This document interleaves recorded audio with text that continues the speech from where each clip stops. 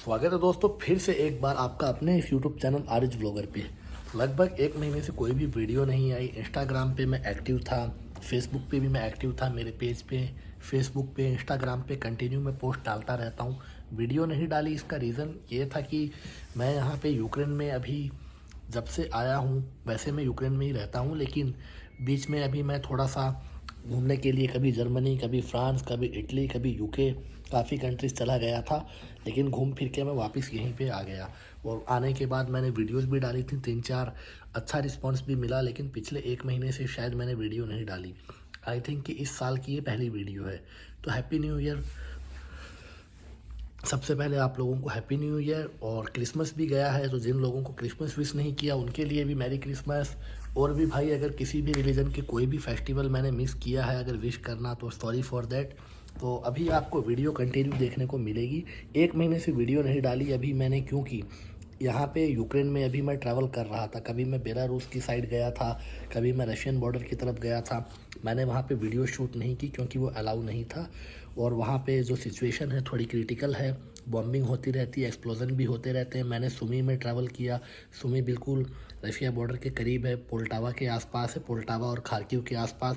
उसके अलावा मैं यूक्रेन के वेस्ट में भी गया, साउथ में भी गया और ईस्ट में भी गया। रिवनी ओब्लास्ट है, वोलिन ओब्लास्ट है, जो बिल्कुल बेलारूस के बॉर्डर से लगभग 20 किलोमीटर दूर है। खैर, ओवरऑल ये सब बातें तो होती रहेगी, लेकिन जो मेन मुद्दे की बात है वो ये है कि 2023 में इमिग्रेशन में क्या क्या चेंजेस आए हैं, क्या क्या बड़े बदलाव हुए हैं। तो बहुत से लोगों के इंस्टाग्राम पे मैसेज आते हैं। अब सबको जवाब भी नहीं दे पाता हूँ, लेकिन कोशिश करता हूँ कि जिनके भी कुछ ढंग के सवाल हैं, जवाब देने लायक हैं, उनको मैं रिप्लाई ज़रूर करूँ। तो अक्सर जो लोगों के सवाल हैं वो ये होते हैं कि हमें यूरोप आना है कम बजट में। तो कम बजट में आने का एक ही तरीका है। अभी मैं आपको दूसरा तरीका नहीं बता रहा हूँ, वरना फिर बोलोगे कि पैसा कमाने के चक्कर में है तू। तो पैसा कमाने के मेरे पास हज़ार तरीके हैं। पैसे तो इंसान ज़िंदगी में कैसे भी कमा सकता है, लेकिन ये वीडियो उन लोगों के लिए है जिनके पास यूरोप आने का पैसा नहीं है, या फिर ये मान सकता हूँ कि वो ये चाहते हैं कि कम से कम अमाउंट में वो यूरोप पहुँच जाए। बहुत से लोगों के मैसेज आते हैं कि भाई हम आपको पेमेंट करेंगे, हमें अपनी घर को गिरवी रखना है, अपनी ज़मीन गिरवी रखना है। मुझे आपका वो पैसा नहीं चाहिए। आप अपनी घर, अपनी ज़मीन, अपनी जायदाद गिरवी मत रखो, वो आप लोग अपने फ्यूचर के लिए रखो। ठीक है, मैं किसी को फोर्स नहीं कर रहा हूँ यूरोप आने के लिए। और ऐसे लोगों के जब मैसेज कंटिन्यू आते हैं, अब लोग मुझे ईमेल भी करने लगते हैं अपनी पर्सनल जो उनकी लाइफ में जो प्रॉब्लम्स चल रही होती हैं उसके बारे में मेरे से सजेशन मांगते हैं। मैं चाहूँ तो स्क्रीन पे दिखा सकता हूँ, लेकिन मेरी आदत नहीं है सिंपैथी गेन करना या किसी को दिखा करके किसी की मजबूरी का फ़ायदा उठा करके व्यूज़ लेना या पॉपुलर होना। वो सब मुझे नहीं चाहिए। भले ही व्यू कम आए, लोग कम देखें, लेकिन जो भी देखे एटलीस्ट वो कुछ सीखे, कुछ समझे। ईमेल आईडी जो मैंने दे रखी है वो एक्चुअल में इसलिए मैंने दे रखा है क्योंकि ईमेल डालने का सबसे बड़ा रीज़न ये है कि बहुत सी ब्रांड होते हैं, वो कोलैबोरेशन के लिए या पैड प्रमोशन के लिए मुझे कांटेक्ट करते हैं। इस चैनल पे आज तक मैंने पैड प्रमोशन नहीं किया है। बहुत से लोग आते हैं, पहले मेरा बड़ा चैनल भी था, लगभग 80,000 मेरे फॉलोअर्स थे। उस पर मैं तो गैम्बलिंग जो साइट्स हैं जैसे 1xBet है, ऑनलाइन सट्टा अगर डायरेक्ट बोलूँ तो मैं उनका मैंने प्रमोशन किया था। बाद में मैंने वो सब बंद कर दिया। तो वो लाइफ बिल्कुल अलग थी, वो फेस गुजर चुका है, वो सब मैंने छोड़ दिया है। तो बहुत से लोगों के अभी भी मैसेज आते हैं जिनके पास मेरे पुराने नंबर हैं, उस पर मैसेज आते हैं कि सर आज क्रिकेट में क्या होगा, कौन सी टीम जीतेगी। तो वो आरिज़ बिल्कुल अलग था। अब मुझे क्रिकेट से कोई लेना देना नहीं है।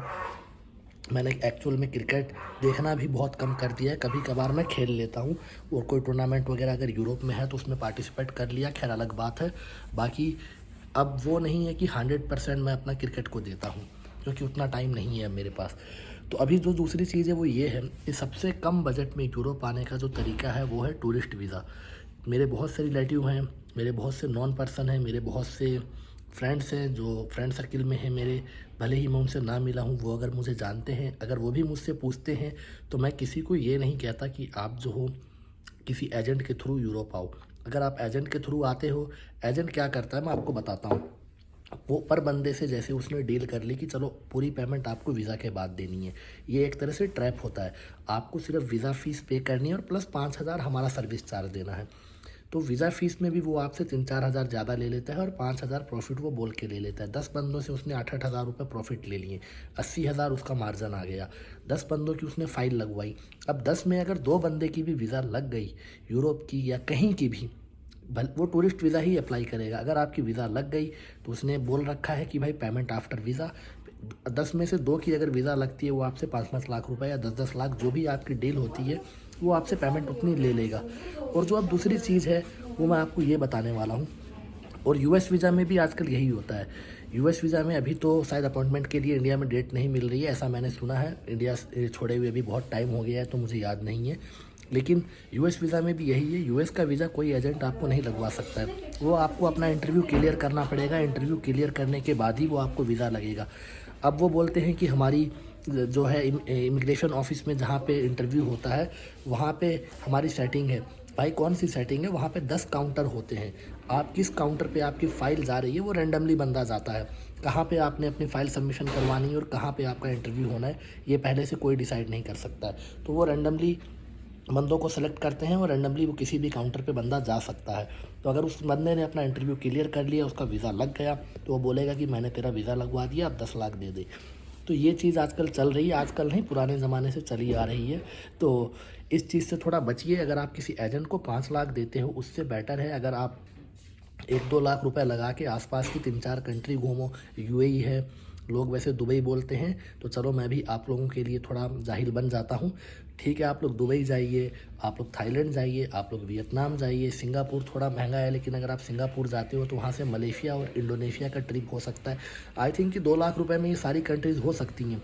एजेंट को 10 लाख देने से अच्छा है आप अपनी ट्रैवल हिस्ट्री बनाइए, पासपोर्ट स्ट्रॉन्ग कीजिए, एंड उसके बाद आप एजेंट को 10 लाख, तब भी आपका 10 लाख नहीं लगेगा। इतना घूम फिर के आप कुछ सीखोगे, बाहर की दुनिया देखोगे, इमिग्रेशन का आपको समझ में आएगा, बहुत सा आप एक्सपीरियंस गेन करोगे। एंड उसके बाद आपको करना है टूरिस्ट वीज़ा अप्लाई यूरोप का। मिला तो ठीक है, नहीं मिला तो भाई आप you have nothing to lose. आपका मुश्किल से मुश्किल कितना जाएगा? 10,000, 20,000, 30,000। इतना मैंने खींच के आपको बताया, इतना नहीं लगता है वैसे। ठीक है, अगर आप किसी की हेल्प लेते हो अगर ट्रैवल आइटनरी वगैरह बनाने में, तो 1,000-2,000 वो लेगा बस। सारे फाइल आपकी पेपर है आपके पास, इनकम टैक्स फाइल होनी चाहिए। अगर आपके पेरेंट्स आपको स्पॉन्सर कर रहे हैं तो उनका एक आपको स्पॉन्सर लेटर लगेगा, उसके अलावा उनके बैंक का स्टेटमेंट लगेगा। खैर वो जो भी है उनका ऑक्यूपेशन, वो सारे डॉक्यूमेंट्स आपको देने हैं। वो आपको शेंगन वीज़ा किसी भी कंट्री का अप्लाई करो, फॉर्म सेम है, वीज़ा फॉर्म, एंड प्रोसेस भी सेम है, डॉक्यूमेंट्स भी सेम है। कुछ कंट्री में 1-2 डॉक्यूमेंट आगे पीछे हो सकता है, बस इससे ज़्यादा कुछ नहीं है। बस आपको अपनी फ़ाइल जमा करानी है। आपका अगर इंटरव्यू का कॉल आता है, वैसे नहीं आता है, अगर आता है तो आपको इंटरव्यू देना है। वीज़ा लगा तो ठीक है, ना लगा तो निराश नहीं होना है भाई। फ्यूचर में फिर ट्राई करो, 2 महीने 3 महीने के बाद एक ना एक दिन आपको वीज़ा मिलेगा, तब भी आपका 10 लाख नहीं जाएगा। उसके बाद जैसे ही टूरिस्ट वीज़ा मिलता है, जिस भी कंट्री का वहाँ आना है, वहाँ पे 2-3 दिन रहिए। वीज़ा एक्सपायर होने से पहले पोर्चुगल जा करके आर्टिकल 88 या आर्टिकल 89 जो भी आपके लिए सूटेबल है, उसमें आप अपने फ़ाइल लॉक करवा सकते हो। फ़ाइल लॉक करवाने का मतलब है कि जिस दिन से आपने अपने वहाँ पे डॉक्यूमेंट सबमिशन करवा दिए, आप वहाँ पे लीगल हो, आप वहाँ पे बैंक अकाउंट खोल सकते हो, आप वहाँ पे काम कर सकते हो। 1 से 1.5 साल के अंदर आपको वहाँ का रेजिडेंस परमिट मिल जाएगा, जिसको टेम्प्रेरी रेजिडेंस परमिट बोलते हैं, जिसको पहला कार्ड बोलते हैं। उसके बाद फिर आपको वहाँ पे कोई प्रॉब्लम नहीं है, पूरे यूरोप में आप ट्रैवल कर सकते हो, और उस कार्ड पे आप मैक्सिको भी ट्रैवल कर सकते हो बिना वीज़ा के।